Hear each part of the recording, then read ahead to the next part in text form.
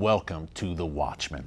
Well, we document for you on this show each week how radical Islam is on the march around the world. ISIS is on the rise. Iran is driving towards a nuclear weapon. Lone wolf Islamic terrorism is becoming more and more prevalent right here in the West.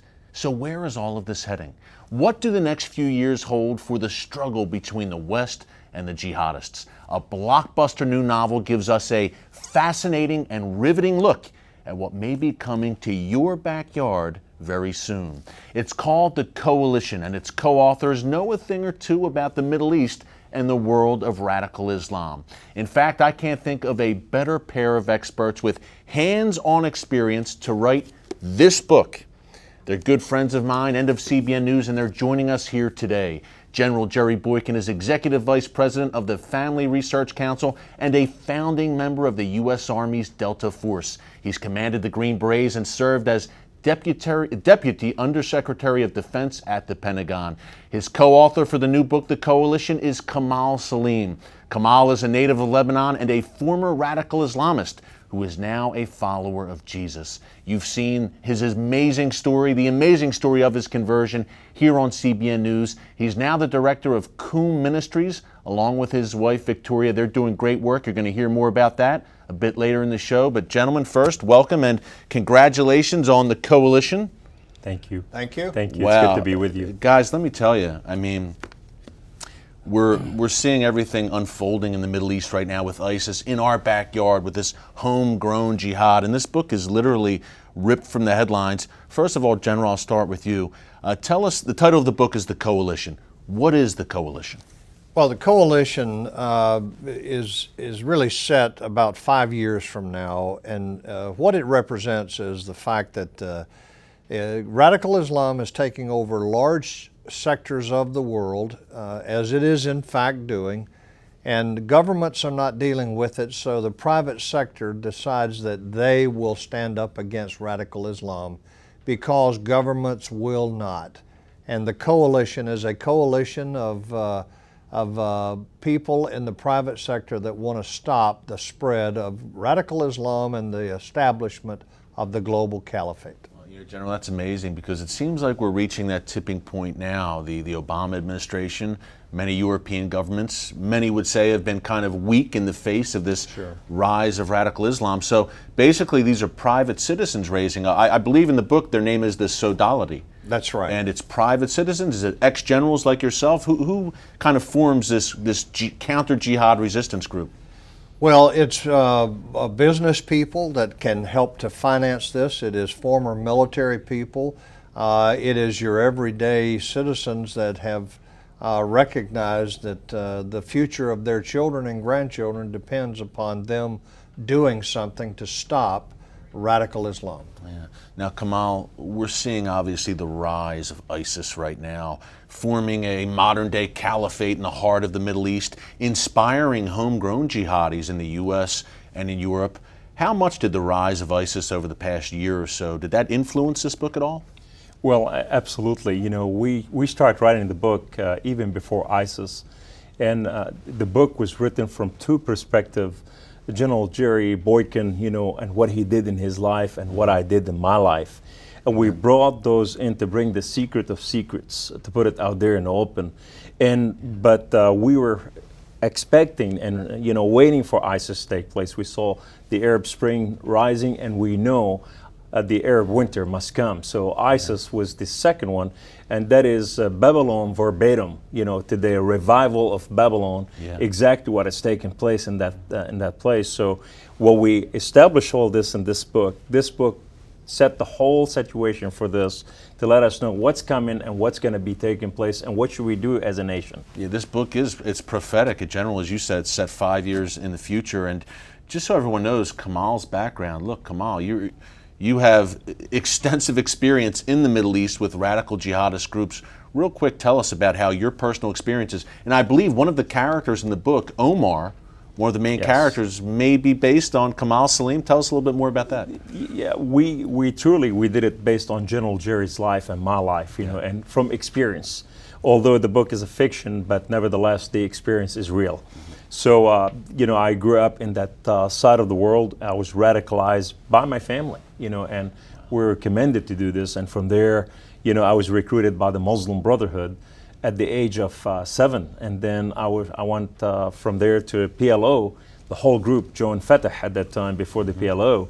And we realized that Islam got our eyes to fulfill the prophecies that given to us by Muhammad. So in that prophecy of Muhammad says, Inni umirtu an qatil al-shu'ub. I have been commanded by Allah to fight the people of the world until everyone says there's no God but Allah, Muhammad, his prophet.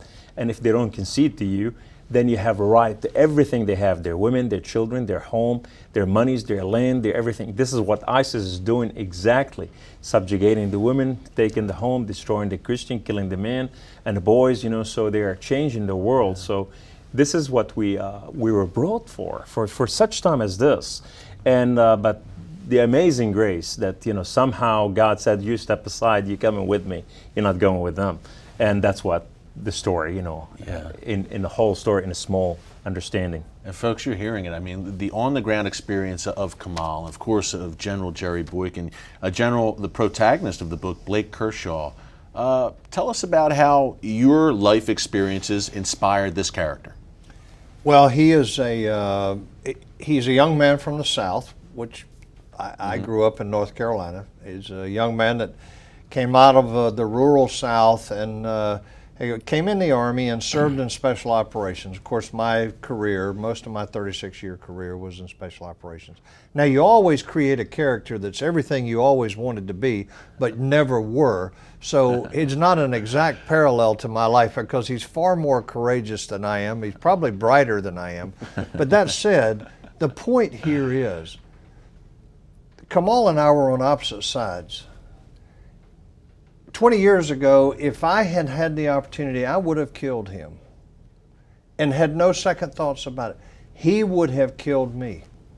Now think about the concept of the two of us who were in organizations that were going after each other. Had we met at the appropriate time and the appropriate place, it would have been a bloodbath. We would have killed each other. And I look you in the eye and tell you, I would have killed him. And he would have killed me. Absolutely. But today we're writing books together, we're speaking together, we're doing media appearances together. What changed the game?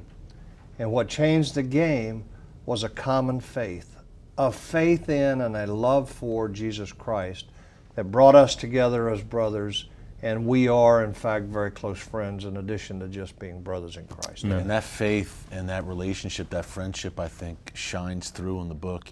Gentlemen, one of the things I found was eerily prophetic about the book and very fascinating was that the West, kind of in this near future scenario in the book, the West starts to become overrun a bit by Islam, these Sharia enclaves that we already see in Europe and places like East London. Tell us more about that. Tell us the state of the West. In your book, The Coalition, tell us the state of the West, I guess circa 2020 or so, the book or thereabouts is set. What's the state of the West as you peer into your crystal ball in this book? Well, what are we seeing today? These Islamists are well-funded. You know, there are so much money, you know, in their pocketbook, petrodollars. And then they understand how to infiltrate our civilization. They go on after our very sphere of influences, you know, the mountains of influence, you know, like from family to education to military to whatever, and they are affecting everything from within. It's a Muslim Brotherhood blueprint, like termites. The Muslim Brotherhood burrow in that's right. to a host it's their society, manifesto. eat away. It was found in the Holy Land Foundation trial. But nevertheless, we are seeing the West is weakening because they don't have the fight in them anymore, and we have not seen anybody taking stand. And now, by allowing Sharia law to become part of different civilization, we're seeing that the Islamists they have zones that says no-go zone. Yeah. I've been in them. These are Islamists. Right. You know, Anjamin Chowdhury told me. He said, "We're coming to America. Our flag will be flying on the White House. Then it'll be American state. If it's not now, several years from now, but we're coming to the United States of America." And so therefore, we have an issue right now with education. Our media is our worst enemy. The media is, not telling us what's happening overseas. When we have hundreds of thousands of people have been murdered so far, and nobody's talking about them. And our government absolutely playing the other game, and they're taking the sequestering money and the advancing Islamization in Europe. They're helping the explosion of Islam. So we're coming to a place we are oppressed by every level, whether it's education, government, or militarily, or anything. And now, when you look at yourself and you find your name that you're an enemy of the United States, number one, because you're Christian, it says it all. Yeah. What kind of government do we have? It really does. General, we have about 20 seconds left before the break, but you've been a leader of men. Weak leadership, how big of a problem is it in this fight? How much is it hurting us right now? Greatest weakness is the failure of our leadership to recognize the enemy, and that's radical Islam. Biggest failure. First rule of war, know your enemy, right? Know your enemy. As you know very well, General. Well, look, this book, The Coalition, it's a novel, but it's ripped from today's headlines. We're coming back with much more about the coalition, the global jihad with Kamal Saleem, General Jerry Boykin. Don't move.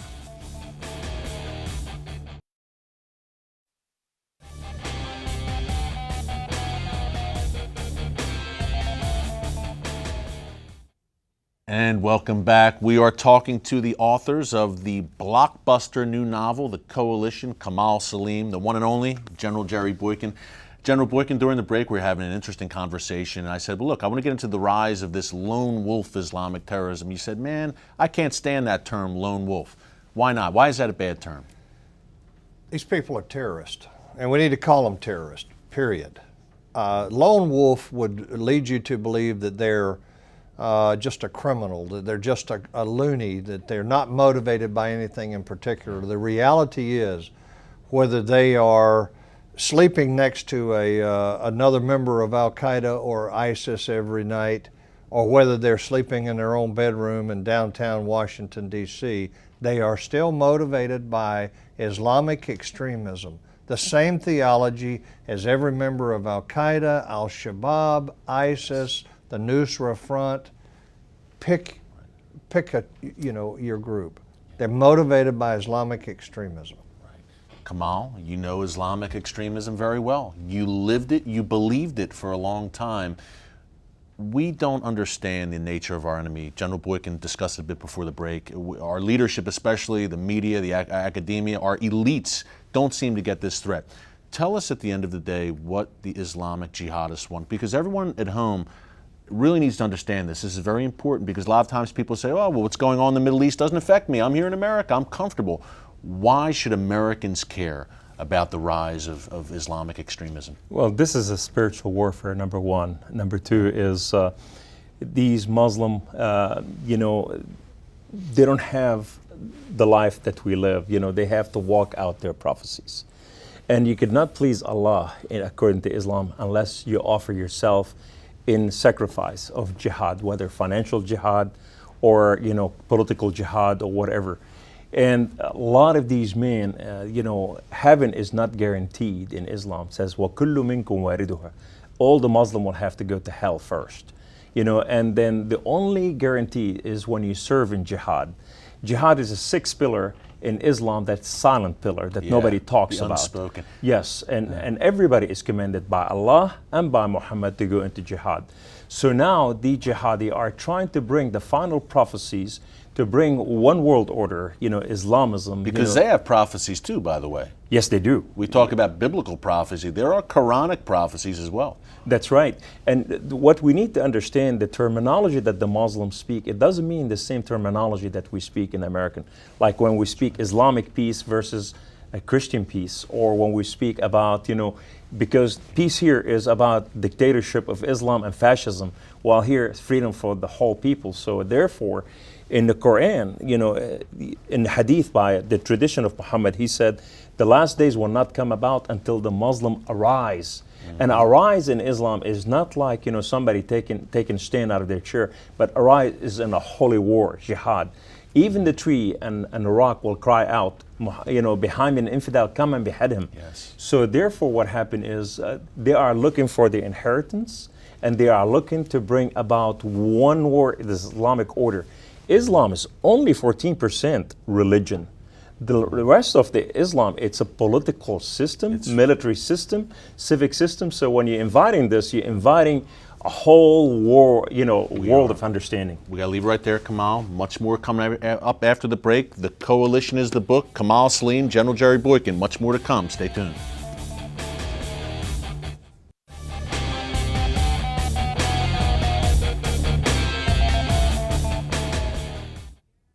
And welcome back. We are talking to the co-authors of the hot, off-the-presses new book, The Coalition. It's a novel, but folks, let me tell you, it is ripped from today's headlines and eerily prophetic, an eye-opener. It's fascinating. It's riveting. We are joined by the co-authors, Kamal Saleem, General Jerry Boykin, two warriors for the cause and my good friends. General, we had another interesting conversation during the break, and we could do, I think, 10 shows, the three of us. But you made a great point. You said, look, we need to get across to people that not all Muslims are jihadists. A lot of times people say, look, why don't moderate Muslims speak out? Why don't we see a million Muslim march on the National Mall? Why do you think we see such silence overall from the Muslim community? The Muslims who reject Sharia and don't want to be part of jihad have no voice in America. Our administrations, both Republican and Democrat, I might add, have catered to the extremist elements of Islam. They've catered to Muslim Brotherhood organizations like Council of American Islamic Relations and Islamic Society of North America. These are Muslim Brotherhood fronts. It's been proven in federal court. We cater to them, and we don't encourage the Muslims that reject Sharia. We don't encourage them. We don't say, we'll stand with you, we'll support you. If you'll rise up and declare this is not according to the Quran. Now, they are intimidated, and they have yet to find a strong voice in America because of that intimidation. That's true. And the tip of the spear for that intimidation, Kamal, is a group that you focus on a lot, the Muslim Brotherhood. Correct. And their affiliates and their front groups here in the United States. In the book, The Coalition, you get into the organization of the Islamic Conference or Islamic Cooperation, the OIC. Huge body at the UN, basically all Muslim nations united, speaking with one voice. Tell us about the role they play in the book, number one, and number two, the role they play in the real world today, and a destructive role. Number one, they are here coming together, and they want to control everything else. They see in the EU coming to the forefront. The United States been super, power. Now they want to come to the forefront. They want to control the oil. They want to control all the assets, and bring a new brand of people to fight by controlling the UN, by controlling different governments from behind. And they try taking the Western strategy and implementing, their focus into the Western civilization, that they can reroute them from within. And this is what they're doing. But here at the forefront, what we're seeing the Muslim Brotherhood intimidating all other Muslims. If you're not going to do this, we're going to get you deported. If you're not going to come with us and rally with us, we're going to get your family over in the Middle East. We have a lot of those intimidation because in the Middle East, everybody knows each other. And there are families being killed because of this if you take stand on the wrong side in the United States. But what we need to know is, how do we know the radical from non-radical? And that is, when we ask them this, do you believe Sharia should be part of the American Constitution, which is Sharia is the Islamic Constitution? If they said yes, then they are radical. If they said no, then we know that they are moderate. Yeah, that's a great point. General, look, you've been in the battlefield. You have faced down jihadists eyeball to eyeball for many years, bravely serving our country and leading soldiers. How do we defeat this enemy? A broad question. Let me boil it down, drill down a little bit. Okay, we're going against ISIS right now in the Middle East. We're bombing them from the air. At the end of the day, let's just keep it focused on ISIS. How can we defeat ISIS? I guess it's militarily an ideological war. What's your take? First of all, we have to recognize what motivates ISIS. We have to recognize why they do what they do. And when the president lays out a strategy that starts with ISIS is not Islam, the rest of what he says doesn't matter because he's missed it. So we first of all have to recognize why they do what they do, who they are. You got to understand your enemy. Know your enemy is a fundamental. You said it earlier. Secondly, we need to kill them. We need to just destroy them. We need to kill them. I say that as an ordained Christian. Now, if they are willing to hear the gospel of Jesus Christ, we ought to make every effort to present it to them. But they have no interest in that. They're going to kill us and other Christians if we don't kill them, and we're going to kill them there or we're going to kill them here. General, great point, folks. That is wisdom from General Jerry Boykin. Final thoughts with General Boykin, Kamal Saleem after the break. Stick around.